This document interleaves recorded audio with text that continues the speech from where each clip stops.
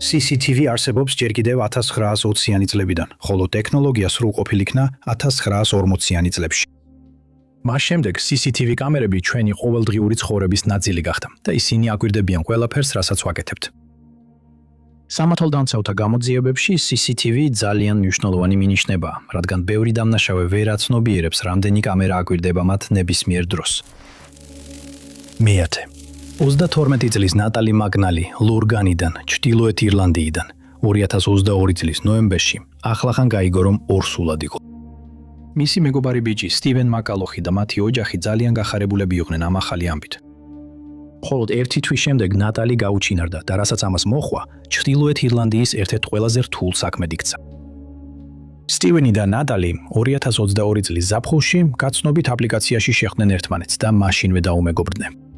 სტივენი კონტენტის შემქმნელი და სტრიმერი იყო სახელით Vortex Saxon 07, სადაც ის ქმნიდა ვიდეოებს Doctor Who-ზე და პირდაპირ ეთერში თამაშობდა ვიდეო თამაშებს, მაგალითად GTA სერიას. დაახლოებით 40,000 გამომწერით ის კარგად მიიწევდა თავისი ნიშის შექმნისკენ. ნატალისთან მისი მოკლე ურთიერთობის განმავლობაში სტივენი განაგრძობდა კონტენტის ატვირთვას და იმედოვნებდა, რომ ერთ დღეს ეს ახალ ოჯახს საკმარის შემოსავალს მოუტანდა. რამდენიმე თვეში მისი არხი და პირდაპირ ეთერები გახდებოდა მთავარი მტკიცებულება იმ დანაშაულისა, რომლის დაფარვასაც ის ცდილობდა. 18 დეკემბერს 2022-ში სტივენმა ჩართო თავისი YouTube არხი და დაიწყო 6 საათიანი პირდაპირ ეთერი, სადაც GTA Vice City-ს თამაშობდა, მაგრამ მისმა მაყურებლებმა შეამჩნიეს, რომ რაღაც რიგზე არ იყო. ის ჩვეულებრივ ურთიერთობდა თავის მცირე, მაგრამ ერთგულგულ შემადგენლებთან. მაგრამ გარკვეულ მომენტებში განაცხადა, რომ იმ საღამოს ვერ შეძლებდა მათთან ურთიერთობას ტექნიკური პრობლემების გამო. ერთი დღის შემდეგ, 19 დეკემბერს 2022-ში, სტივენმა მიიღო ზარი გარდაიდან, რომ მისი შეყვარებული ნატალი საკუთარ სახლში გარდაცვლილი იპოვეს. ამ ამბავმა შოკში ჩააგდო ლურგანის პატარა საზოგადოება და დაიწყო პასუხისმგებელი პირის ძებნა. გამოძიებიდან სულ რამდენიმე საათში გამომძიებლებმა აღმოაჩინეს სათვალთვალო კამერის ჩანაწერი, სადაც უცნაური კაცი ნატალის სახლთან მიდის და შემდეგ იქიდან მიდის. დანაშაულის ადგილზე ბრძოლის კვალი არ ჩანდა, რაც მათ აფიქრებინებდა, რომ მას სავარაუდოდ თავს დაესხა ვინმე, ვისაც იცნობდა და ენდობოდა. სტივენი მათი მთავარი ეჭვმიტანილი გახდა, მაგრამ ერთი პრობლემა იყო. იმ დროს, როცა ნატალიაზე თავდასხმა მოხდა, ის პირდაპირ ეთერში იყო ჩართული. მაგრამ სტივენი საიდუმლოს მალავდა. ციფრული ექსპერტიზის ჯგუფებმა მისი მოწყობილობები დეტალურად შეამოწმეს და აღმოაჩინეს, რომ პირდაპირ ეთერი სინამდვილეში 4 დღით ადრე იყო ჩაწერილი, რაც ხსნიდა, რატომ ვერ ურთიერთობდა ის აუდიტორიასთან. ამ ინფორმაციის ხელში ჩაგდების შემდეგ გამომძიებლებმა კიდევ ერთხელ გადახედეს სათვალთვალო კამერების ჩანაწერებს და მიხვდნენ, რომ ეს სტივენი იყო. ამას ადასტურებდა მოწმეების ჩვენებები და ის ფაქტი, რომ მისი ტელეფონი თავდასხმამდე რამდენიმე საათით ადრე იყო გაუქმებული. 2023 წლის თებერვალში სტივენი დააკავეს და ნატალიზე თავდასხმაში დასდეს ბრალი. სამწუხაროდ ნატალის ოჯახისათვის სამართლიანობისკენ გზა სულაც არ იყო მარტივი. სტივენის ადვოკატებმა რამდენიმე შუამდგომლობა შეიტანეს, რათა სასამართლო პროცესი გადაეწიათ. და ბოლოს, 26 მარტს ნაფიც მსაჯულთა კოლეგია სასამართლოში შეიკრიბა, რათა გაეგონათ საქმე და გამოეტანათ გადაწყვეტილება. ნაფიც მსაჯულთა კოლეგიის გასვლის შემდეგ 2 საათზე ცოტა მეტი გავიდა, როცა ისინი დაბრუნდნენ სასამართლო დარბაზში თავიანთი ვერდიქტით და სტივენ მაკალოხი დამნაშავედ ცნეს, მისი ორსული მეგობარი გოგონას მიმართ თავდასხმაში. 26 ივნისს მას მიუსაჯეს სამუდამო პატიმრობა მინიმუმ 21 წლით. ნატალის ოჯახმა დიდი ხნის განმავლობაში იბრძოლა სამართლიანობის აღსრულებისთვის და მათ სურთ, რომ ნატალი ისეთი დაამახსოვრდეთ, როგორიც ის ცხოვრებაში იყო. მისმა ძმამ ნილმა BBC-ს უთხრა, რომ ის იყო საუკეთესო და ოქროს გულით. სხვები მას მზის სხივად აღწერდნენ, რომელსაც ყველა უყვარდა. თუ თქვენ ან ვინმეს, ვისაც იცნობთ, ოჯახური ძალადობის მსხვერპლი ხართ, გთხოვთ იცოდეთ, რომ დახმარება არსებობს. თუ თქვენ აშშ-ში იმყოფებით, შეგიძლიათ დარეკოთ ნომერზე 1-800-7-9-7-2-3. დიდი ბრიტანეთში დარეკეთ ნომერზე 0-800-2-0-2-4-7. კანადაში დარეკეთ ნომერზე 1-800-9-7-0-9. ირლანდიაში დარეკეთ ნომერზე 1-834-190. ან დამატებითი ინფორმაციისთვის დაუკავშირდით თქვენს ადგილობრივ თავშესაფარს. ეს ყველაფერი მარტო არ ჭირდებათ გააკეთოთ. ნომერი 9. ათენი, საბერძნეთი, 600,000 ადამიანის სახლია და ეს არის ბერძნული კულტურისა და ისტორიის ცენტრი. ათენის ქუჩები ათასობით წლის ისტორიასა და ცივილიზაციას ატარებს და ყოველწლიურად მილიონობით ტურისტს იზიდავს. 26-ში ათენი სრულიად სხვა მიზეზით მოხდებოდა სათაურებში. 26 წლის აპრილის 28 რიცხვი მზით გაჟრენთილ ქვეყანაში ჩვეულებრივი თხჩორომ დაიწყო. ბავშვები სკოლაში მიდიოდნენ, ხოლო უფროსები ქუჩებში დადიოდნენ და სამუშაო დღისთვის ემზადებოდნენ. დილა ისე გავიდა, რომ მოძრაობა შემცირდა და ქუჩებში ძირითადად ტურისტები დადიოდნენ.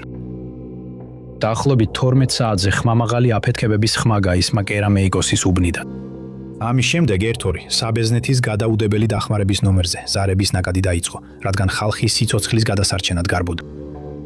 მოწმეების თქმით, მათ ნახეს კაცი, რომელსაც ტანზე გძელი ლაბა დაეცვა და ცეცხლსასროლი იარაღი ჰქონდა დამალული.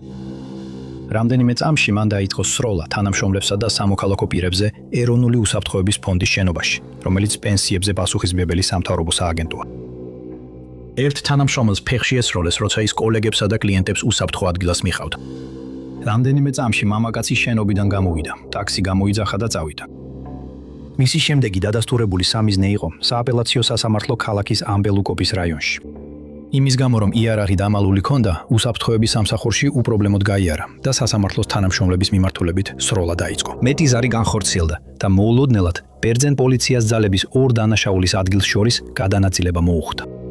სულ 5 ადამიანი დაშავდა, 1 კაცი და 4 ქალი. და უსაფრთხოების მინისა და სწრაფი რეაგირების წყალობით მათ სიცოცხლისთვის საშიში დაზიანებები არ მიუღიათ. როგორც კი ადგილები უსაფრთხოდ გახდა და მსხვერპლები გადაარჩინეს, ათენის პოლიციამ ეჭვმიტანილის ძებნა დაიწყო. რადგან კაცმა სამთავრობო შენობებს შეუტია, პოლიციამ იცოდა, რომ მათ ჰქონდათ უამრავი ვიდეოკამერის ჩანაწერი, რომლის გამოყენებაც შეეძლოთ. კიბერდანაშაულის ჯგუფებმა რამდენიმე საათი გაატარეს ქალაქის მასშტაბით კამერების გადამოწმებაში, რათა შეექმნათ ეჭვმიტანილის გადაადგილების ციფრული კვალი. შეტევიდან რამდენიმე საათში მედიისთვის გავრცელდა ფოტოები და მალევე უამრავი ინფორმაცია შევიდა. იმ საღამოს ათენის პოლიციამ გამოაცხადა, რომ თავდასხმებთან დაკავშირებით დააკავეს 89 წლის მამაკაცი. სათვალთვალო კამერის ჩანაწერში ნათლად ჩანს, როგორ შედის მამაკაცი პირველ შენობაში, შემდეგ კი ტაქსის აჩერებს და გარბის. პოლიციამ დაკავების უზრუნველსაყოფად ასევე გამოიყენა მოწმეების ჩვენებები და სასამართლო ექსპერტიზის მტკიცებულებები. პენსიონერის სახელი მედიას არ გაუმჟავნებია და მისი მოტივი კვლავ გაურკვეველი. წყაროების მიხედვით მამაკაცმა შემთხვევის ადგილზე კონვერტები დაყარა და მსხვერპლებს უთხრა, რომ ისინი იყვნენ მისი საქციელის მიზეზი. ეს მხოლოდ სპეკულაცია. თუმცა საბერძნეთში ზოგიერთები ვარაუდობენ, რომ დაბალმა პენსიებმა შეიძლება გავლენა მოახდინა მის თავდასხმაზე. ცეცხლსასროლი იარაღით ჩადენილი დანაშაულები საბერძნეთში იშვიათია მსოფლიოს დანარჩენ ქვეყნებთან შედარებით და 2023 წელს მათ ჰქონდათ 0.23 მკვლელობა ცეცხლსასროლი იარაღით ყოველ 100,000 მოსახლეზე. საბერძნეთი ამჟამად კერძო იარაღის ფლობას რთული ლიცენზირების წესებით რთავს. პენსიონერის წინააღმდეგ საქმე ამჟამად მიმდინარეობს, ხოლო პოლიცია არ ავრცელებს ინფორმაციას იმის შესახებ, თუ როგორ წარიმართება ბრალდება და სასჯელი.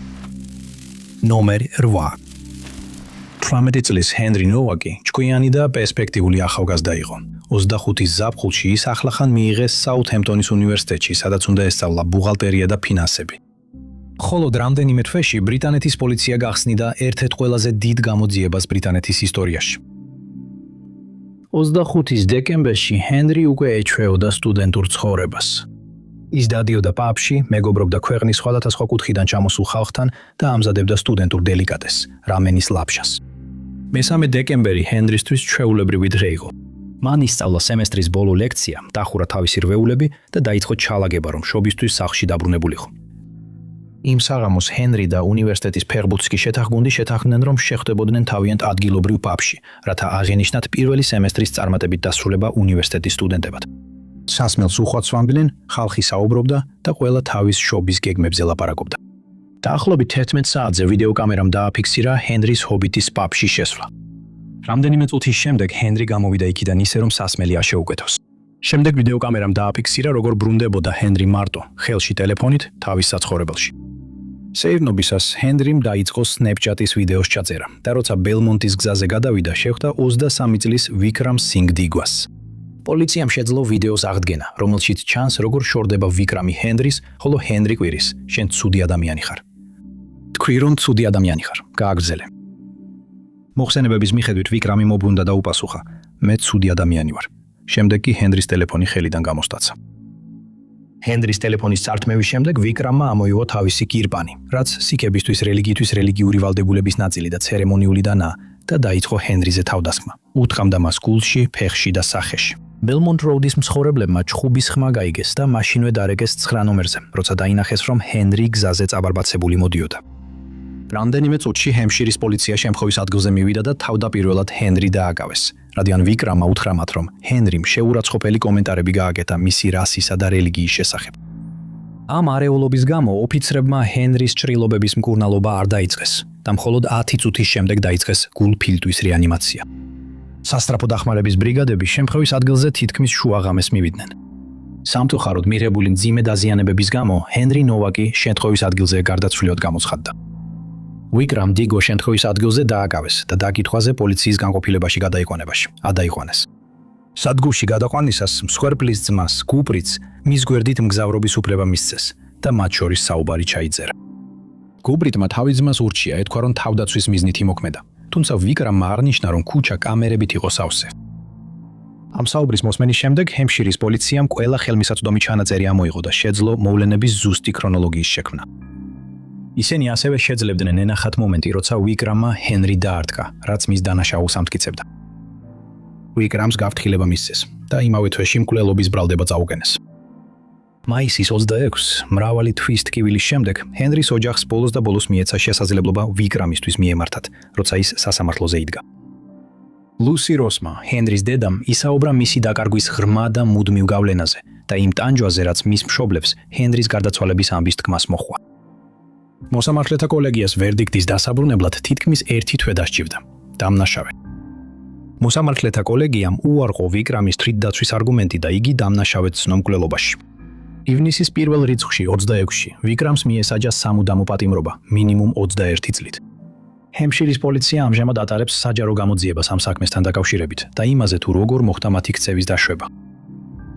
ჰენრის მამამ ისაუბრა თავისი შვილის მემკვიდრეობაზე და სურს, რომ საზოგადოება მის დაიმახსოვროს როგორც ბედნიერი, ცელქი და ჭკვიანი ბიჭი, დიდი ამბიციებით.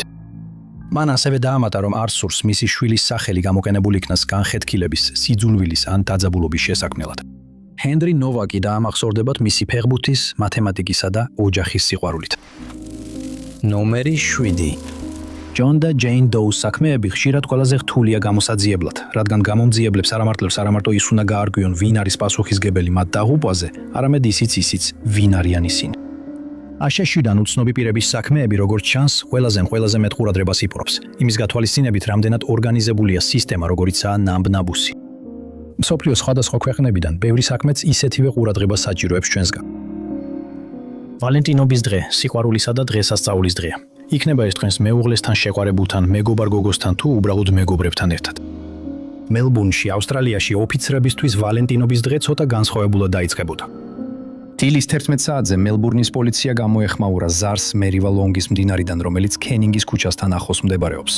გამონდელებმა შენიშნეს მამაკაცის სხედარი, რომელიც წყალში ტივტივებდა. როდესაც ისინი შემთხვევის ადგილზე მივიდნენ, მამაკაცი უგონო მდგომარეობაში დახვდათ. მიუხედავად მათი ყველა მცდელობისა, პირველმა მაშველებმა ვერ შეძლეს მისი გადარჩენა და შემთხვევის ადგილზე გარდაცვლილად გამოცხადდა. გამოქვეყნების დროისთვის მისი გარდაცვალების მიზეზი საჯარო ცნობილი არ არის, მაგრამ მელბურნის პოლიცია დაინტერესებულია მისი ვინაობის დადგენით. მოხსენებების მიხედვით მამაკაცი იყო თეთრკანიანი, 21-დან 50 წლამდე ასაკის, შავი თმითა და სახის თმით. მას ჰქონდა რამდენიმე გამორჩეული ტატუ. მამა 1964-დან 2006-მდე მის მარჯვენა წინამხარზე, ასევე მისტერ ჰორსპაუერი მის მარჯვენა წინამხარზე, ალიების კონტური მარცხენა ხელზე და ბუსუსიანი ვუდპეკერის სტილის პერსონაჟი მარჯვენა გარემხარზე. ის იპოვეს მუქი ფერის მაისურით, წინამხარეს წარწერით პარბერი, შავი ჯინსებით, ლუსმნიანი ქამრით, შავი წინდებით, თეთრი სპორტული ფეხსაცმელებით და ვერცხლისფერი ყელსაბამით. კაცს არ ჰქონდა თან არანაირი საიდენტიფიკაციო დოკუმენტი, რაც ართულებდა იდენტიფიკაციის პროცესს. მელბურნის პოლიციამ გამოძიების დროს უცნაური მტკიცებულება აღმოაჩინა. ქებერვლის 8-26 საღამოს 8 საათსა და 10 წუთზე. კაცი ჩანს როგორ დადის დიუკის ქუჩაზე, სანშაინ ნორთში. ეს კადრები გადაღებულია 6 დღით ადრე, სანამ მისი ცხედარი იპოვეს და გამომძიებლები ცდილობენ დაადგინონ მისი გადაადგილება იმ დღეებში, სანამ დაიღუპებოდა. სათვალთვალო კამერის კადრები, ციფრული რეკონსტრუქციები და ფოტოები გავრცელდა მედიაში, მაგრამ ჯერჯერობით არანაირი კვალი არ არსებობს. ამ საქმეში დეტალები ცოტაა, რადგან პოლიციას ძალიან ცოტა ინფორმაცია აქვს. მის წინამხარზე ამოტვიფრული ტატუ წარწერით მამ ალბათ საუკეთესო კვალია. გამომძიებლებს შეუძლიათ ეს ინფორმაცია გამოიყენონ, რათა მოძებნონ იმ ქალების ჩანაწერები, რომლებიც ამ თარიღებს შეესაბამებიან და გადაამოწმონ ჰყავთ თუ არა მათ ცოცხალი ვაჟები. მელბურნის პოლიციას ჯერ კიდევ არ აქვს დადგენილი ამ კაცის ვინაობა 26 ივლისის მდგომარეობით. ის იმსახურებს, რომ თავისი სახელი დაუბრუნდეს და თავისი ოჯახის გვერდით დაიკრძალოს მათი რწმენის შესაბამისად. ყველა, ვისაც აქვს ინფორმაცია მელბურნის ჯონ დოუს საქმეზე, სთხოვენ დაუკავშირდეს ვიქტორიის პოლიციის აუნდეილ ჰაიტსის პოლიციის განყოფილებას. ნომერზე +03 93 767. ან გაუგზავნონ მათ ელ-ფოსტა ქვემოთ მოცემულ ბმულზე. ასევე თუ გსურთ ანონიმურად დარჩენა, შეგიძლიათ დაუკავშირდეთ Crime Stoppers ავსტრალიის ნომერზე +038 130 ან ეძვიოთ ქვემოთ მოცემულ ბმულს. ნომერი 6. 4 წლის ნენსი გასრი აღწერდნენ როგორც ჭკვიან, გონიერ და დამოუკიდებელ ქალს, რომელმაც ბევრი იშრომა თავისი 3 შვილის აღსაზრდელად. მისი ქალიშვილი სავანა გასრი გახდა მეგავარსკვლავი ჟურნალისტი, წევდა NBC News-სა და MSNBC-ისთვის და თეთრი სახლის კორესპონდენტიც კი იყო ბუშისა და ობამას ადმინისტრაციებში. 26 წლის ასაკში ნენსი სარგებლობდა დამსახურებული პენსიით და მარტო ცხოვრობდა არიზონას ქალაქ ტუსონის მდიდრულობაში, კატალინა ჰილსში. კატალინა ჰილსში დაახლოებით 50,000 ადამიანი ცხოვრობს და წლების განმავლობაში ნენსის ამ პატარა ქალაქში ბევრი კარგი მეგობარი ჰყავდა. ყველას იცნობდა და ყველა თავს უსაფრთხოდ გრძნობდა. 26 წლის იანვრის 31 რიცხვში ნენსი სახლში დაბრუნდა მას შემდეგ, რაც მთელი დღე ოჯახთან ერთად გაატარა. მომდევნო დღე კვირა იყო და ნენსი მტკიცედ იყო ერთგული თავისი რწმენისა. ამიტომ, როდესაც ის არ გამოჩნდა კორნერსტოუნ პრესბიტერიანული ეკლესიის ონლაინ პირდაპირ ეთერზე, მრევლი შეშფოთდა. ნენსის უყვარდა პირადად დასწრება, როცა ეს შესაძლებელი იყო. თუმცა ასაკთან ერთად მას ქრონიკული ტკივილები და სხვა ჯანმრთელობის პრობლემები გაუჩნდა. საბედნიეროდ, თანამედროვე ეპოქაში მისი ეკლესია თითის ერთი დაჯერით ხელმისაწვდომი იყო და ნენსი ქადაგებას არასდროს აცდენდა. მისმა ოჯახმა მალე შეიტყო მისი არყოფნის შესახებ და მის სახლში მივიდა, რათა დარწმუნებულიყო, რომ ნენსი კარგად იყო.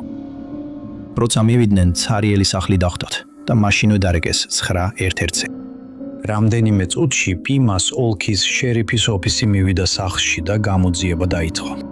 გამომძიებლებმა ნენსის მოსაძებნად სახლი გაჩხრიკეს, მაგრამ მისი კვალი ვერ ნახეს.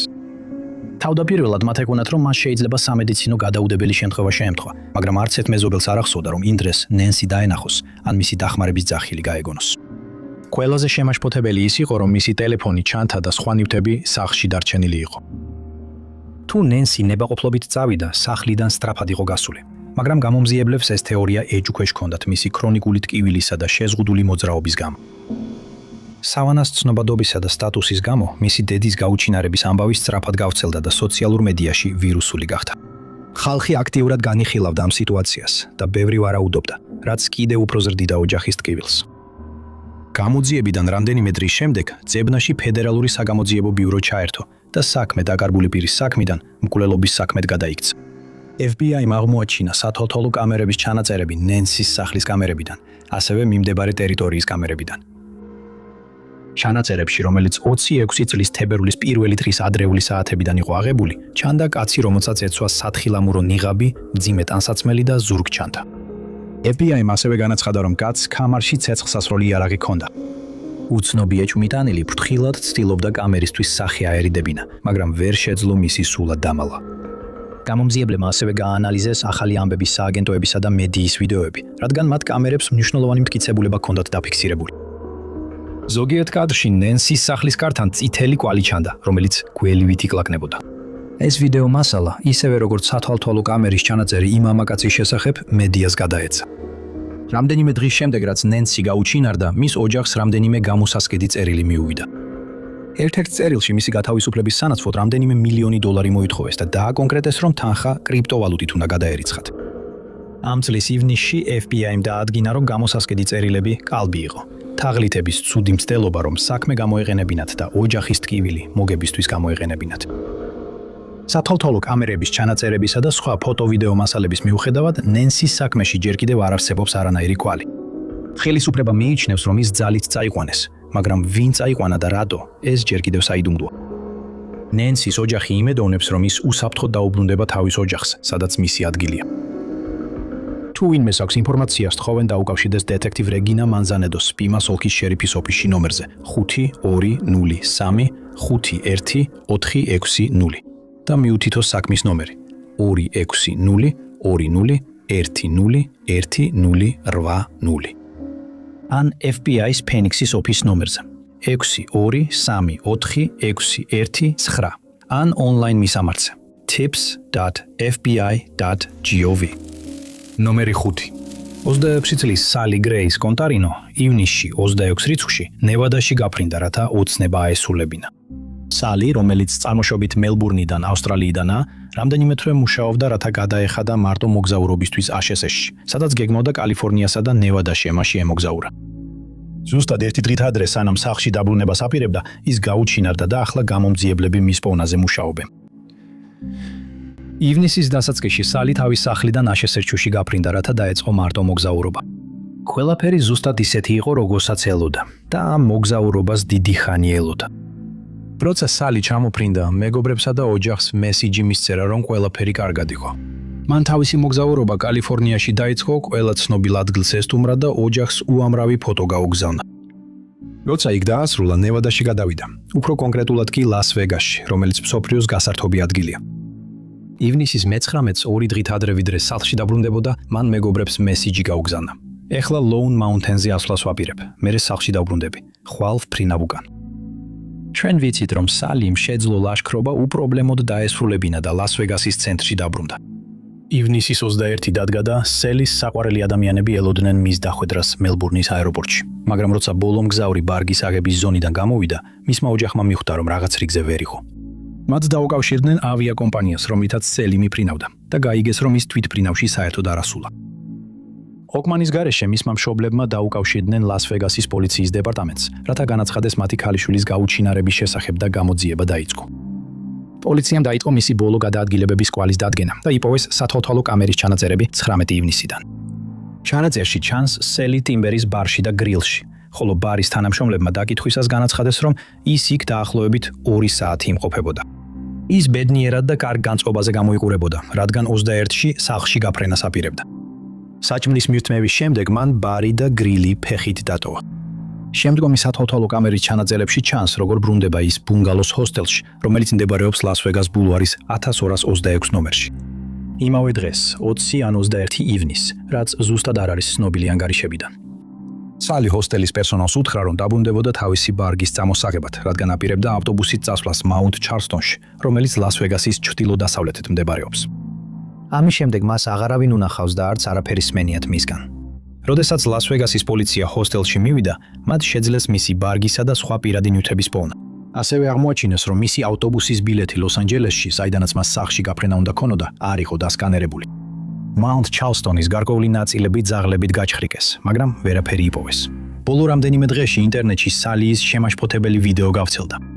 ვიდეო, რომელიც 17 ივნისით თარიღდება, აჩვენებს, როგორ მიუახლოვდა სალი, პიკაპ არტისტი ბოლდერ ჰაივეიზე მდებარე 711-ის გარეთ. უცნობი მამაკაცი სალის მიუახლოვდა და სცადა მასთან პაემანზე დაპატიჟება, თუმცა სალი უარს ამბობს, რადგან მას მეგობარი ბიჭი ყავს. ლას-ვეგასის პოლიცია ამჟამად იძიებს ვიდეოს და მამაკაცს, რომელმაც ის გადაიღო, თუმცა ამ ეტაპზე უცნობია, აქვს თუ არა მას კავშირი სალის გაუჩინარებასთან. ლას-ვეგასის პოლიციის დეპარტამენტმა პრეს-რელიზში სალი საფრთხის ქვეშ მყოფ დაკარგულ სრულწლოვან პირად გამოაცხადა და დაამატა, რომ მას შესაძლოა ძლიერი ემოციური სტრესი ჰქონდეს ან სჭირდებოდეს სამედიცინო დახმარება.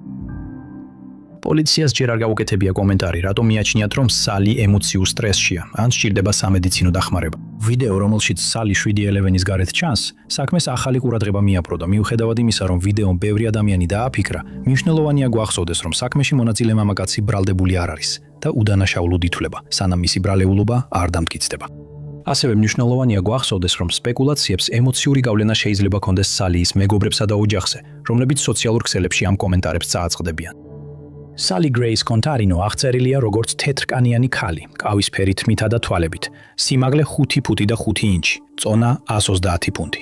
ბოლოს ის ნახეს ნაცრისფერი და ლურჯი, სპორტული ზედით, ჯინსის შორტებით და შავ-თეთრი ფეხსაცმელებით. თუ გაქვთ რაიმე ინფორმაცია, გთხოვთ დაუკავშირდეთ ლას-ვეგასის პოლიციის დეპარტამენტს ნომერზე 700-828 2009-7. მიუთითოთ საქმის ნომერი LLV 26 06 00 8 3 886. ან გაუგზავნოთ ელ-ფოსტა, ქვემოთ მითითებულ მისამართზე. ნომერ 4. შოტლანდია, ჰაგისის, კილტების, დუდუკისა და ყველაზე მეგობრული ხალხის ქვეყანა, ვისაც კი ოდესმე შეხვდებით. როდესაც ბანდებსა და კრიმინალურ ოჯახებზე ფიქრობთ, თუ ევროპიდან არ ხართ, შეიძლება თავში აცკი გაგივიდეთ, რომ შოტლანდია ამ ჯგუფების სახლი იყოს. 2026 წელს შოტლანდიის ორ ყველაზე დიდ ოჯახს შორის ხანძლივი დაპირისპირება საბოლოოდ პიკს მიაღწია. ყველაფერი დაიწყო 2025 წლის 2 მარტს, როდესაც ედინბურგში დამწვარი მანქანა იპოვეს. მომდევნო დღეებში ედინბურგისა და გლაზგოს ბიზნესები მასიური ცეცხლოვანი თავდასხმების სამიზნე გახდა. აპრილის 4-ს ედინბურგში ჰეი დრაივზე მდებარე სახმარეს სახლს ცეცხლი წაუკიდეს, დაახლოებით 1:20-ზე ღამით. ცეცხლი იმდენად მძაფრი იყო, რომ მეზობელ ქონებაზეც გავრცელდა. საბედნიეროდ მეხანძრეებმა შეძლეს ცეცხლის ჩაქრობა და სერიოზულად არავინ დაშავებულა. მომდევნო 1 თვის განმავლობაში ყოველდღე სახლები, ბიზნესები და მანქანები ქვეყნის ორ უმსხვილეს კრიმინალურ სინდიკატს, დენიელების ოჯახსა და ლაიონების ოჯახს ესხოდნენ თავს. 22 მაისს ძალადობა გამძაფრდა, როდესაც 55 წლის მამაკაცს გლაზგოში საკუთარ სახლში დაესხნენ თავს. თვითმხილველებმა გაიხსენეს, რომ 4 ან 5 მამაკაცი შავი Range Rover-დან გადმოხდა და თავდასხმა განახორციელა, შემდეგ კი ადგილიდან მიიმალა. შოტლანდიის პოლიციამ იცოდა, რომ თავდასხმების კონტროლი აუცილებელი იყო, ამიტომაც დაიწყო ოპერაცია პორტულიხი. გამოძიების დროს მათ ხელთ ჩაუვარდათ სათვალთვალო კამერის ჩანაწერი, სადაც 3 მამაკაცი გლაზგოსა და ედინბურგში სახლების დაცვას აჩვენებდა. 2025 წლის ბოლოს 3 მამაკაცი, 21 წლის მარშალ ოჰარა, 22 წლის ფრეზერ სტიუარტი და 21 წლის აიდენ მაკლოფლინი დააკავეს ორ ქალაქს შორის თავდასხმების სერიასთან დაკავშირებით. პროკურორებმა სასამართლოს განუცხადეს, რომ ლედეჰიმ სათვალთვალო კამერის ჩანაწერები კარის ზარის კამერებიდან, სადაც ჩანს, როგორ ასხამენ 3 მამაკაცი ბენზინს საფოსტო კუჭში და შემდეგ ცეცხლს უკიდებენ. სამეული იყო ათეულობით დაკავებულს შორის შუღლის გამო, რომელმაც შოტლანდია მოიცვა. ოჰარა და სტიუარტი 7 წლისა და 6 თვის ვადით დააპატიმრეს, ხოლო მაკლაფლინს მხოლოდ 3 წელი მიუსაჯეს, რადგან უკვე ჰქონდა მოხდილი სასჯელი. სასჯელის გამოტანისას მოსამართლემ თქვა: როგორც გითხარით, როცა ბრალი აღიარეთ, საზოგადოება ასეთ განგსტერიზმს არ მიიღებს. ოჯახებს შორის დაპირისპირება ამ ეტაპზე ჩაცხრა, მაგრამ პოლიცია შემდეგი აფეთქების მოლოდინშია. ნომერი 3. 2026 წლის 21 მაისს ვიეტნამის ჰოჩი მინ სიტიში პოლიციამ ზარი მიიღო ერთ პატარა რესტორნიდან. რესტორანში მყოფებმა პოლიციას დაურეკეს და აცნობეს მკვლელობის შესახებ, რომელიც მათ თვალწინ მოხდა. 24 საათში ჰოჩი მინ სიტის პოლიციის დეპარტამენტმა საქმე გახსნა, ყველაფერი სათვალთვალო კამერების წყალობით. გამის 10 საათამდე ცოტა ხნით ადრე პოლიცია გაეგზავნა პატარა შეუმჩნევლ რესტორანში, ჰოჩი მინ სიტის გადატვირთულ ქუჩებში. როცა მივიდნენ, მათ იპოვეს 24 წლის ლორენცო ლამალუს ცხედარი, რომელიც ავსტრალიის მოქალაქე იყო. თავდაპირველად ჩანდა, რომ ლორენცო ვიეტნამში ტურისტად იმყოფებოდა, მაგრამ როცა პოლიციამ მასზე მეტი გაიგო, საქმე ნათელი გახდა. თავის მშობლიურ ავსტრალიაში ახალგაზრდა ავსტრალიელი კრიმინალურ სამყაროში მაღალ საფეხურებზე ადიოდა. მოხსენებების მიხედვით პოლიცია მიიჩნევს, რომ გარდაცვლილი ლორენცო სავარაუდოდ იყო ქოქოსის კარტელის მაღალი რანგის წევრი. ეს კრიმინალური დაჯგუფება ძირითადად წყნარი ოკეანის კუნძულელებით, პასიფიკელებით, სამოელებით და სხვებითაა დაკომპლექტებული. ეს სახელი ოდესღაც წყნარი ოკეანის კუნძულელების მიმართ შეურაცხყოფელ სიტყვად გამოიყენებოდა, მაგრამ ახლა ამ ჯგუფმა ის თავისად აქცია. სასამართლო ექსპერტიზის ჯგუფებმა შეძლეს შემთხვევის ადგილზე მუშაობა და გამოძიების დაწყებიდან ძალიან მალე აღმოაჩინეს, რომ ქუჩა, სადაც დანაშაული მოხდა, სავსე იყო სათვალთვალო კამერებით. მოიპოვეს 21 მაისის ჩანაწერები და სულ რამდენიმე წუთში საქმე გახსნილი იყო. ჩანაწერიდან ამოღებულ ფოტოებზე ჩანს, როგორ მიდიან 2 მამაკაცი ლორენცოსკენ რესტორანში. როცა მიუახლოვდნენ, ჯიბეებში ხელი ჩაიყარეს, იარაღი ამოიღეს და იქვე, სადაც ლორენცო იჯდა, თავს დაესხნენ. საგამოძიებო კამერების ფართო მასალის წყალობით დაკავება მხოლოდ 72 საათში მოხდა. 27 წლისვა, რომელიც სავარაუდოდ გასროლაშია ეჭვმიტანილი და 23 წლის ტაფია, სტივი დააკავეს და ბრალი წაუყენეს აღნიშნულ ინციდენტთან დაკავშირებით. ორ მამაკაცზე გამოძიება გრძელდება, მათგან ერთმა აღიარა, რომ დაქირავებული იყო მკვლელობის შესასრულებლად. ნომერ 2. 85 წლის კრის ბაგზარიანი აღწერეს როგორც კეთილი ბატონი, რომელიც ძალიან უყვარდა თავისი ოჯახი და საზოგადოება. კრისი რამდენიმე წლის წინ დაკრივდა და მარტო ცხოვრობდა თავის სიდნეის სახლში.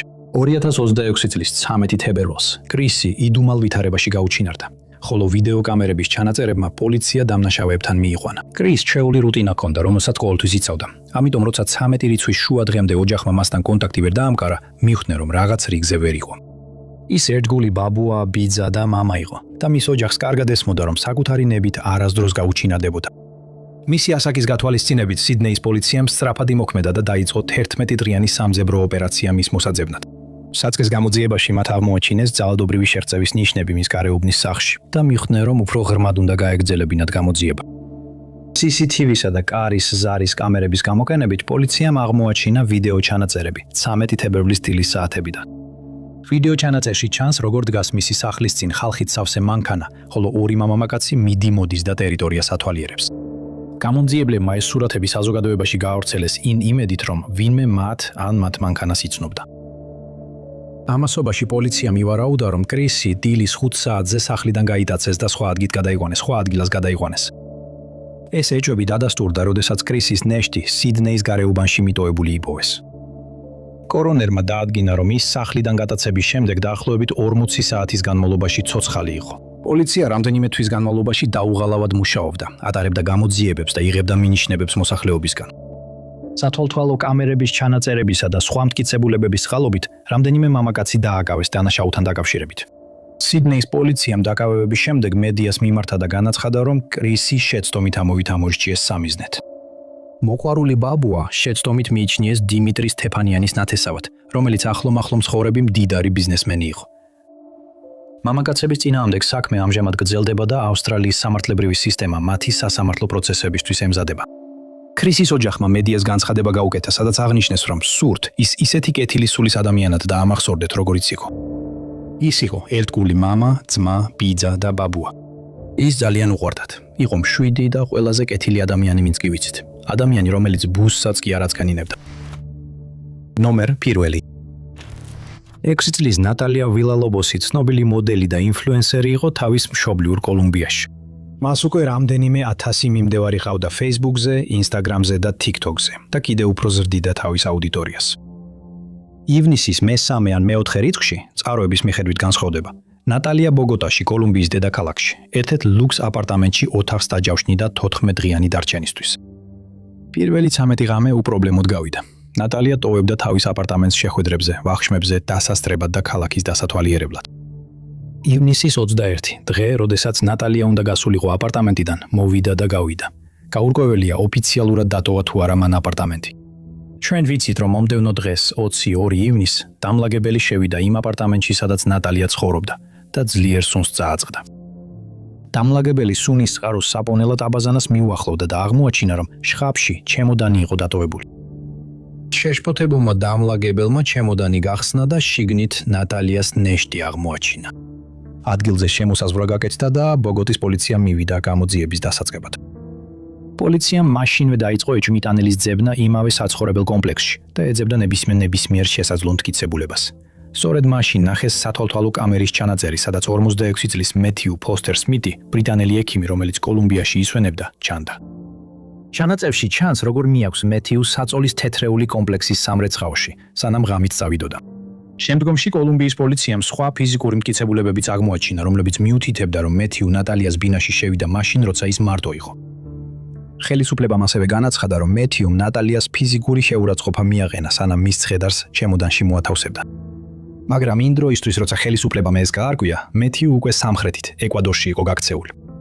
მისი დაპატიმრების მიზნით გამოცხადდა საერთაშორისო ორდერი და 26 ივნის 2026 წელს, მას შემდეგ რაც მანგან გაზეთების სათაურები ნახა, მან ექსკლუზიური ინტერვიუ მისცა გაზეთ Sun's. ეს მე არ ვიყავი. მე ინგლისისა და ხორვატიის მატჩს უყურებდი დიდ ეკრანზე ირლანდიურ ბარში. მატჩის შემდეგ სავაჭრო ცენტრში შევედი. მე იქ ვიბოდიალე, ნაპინი ვიყიდე და თამაშებისთვის მოგვიანებით დავბრუნდი. ამ პერიოდში გახდა ცნობილი მეთიუს წინა დაპატიმრებები. 2020 წელს მან 18 თვე ციხეში გაატარა თავისი ყოფილი შეყვარებულის დევნისთვის, დორსეტში.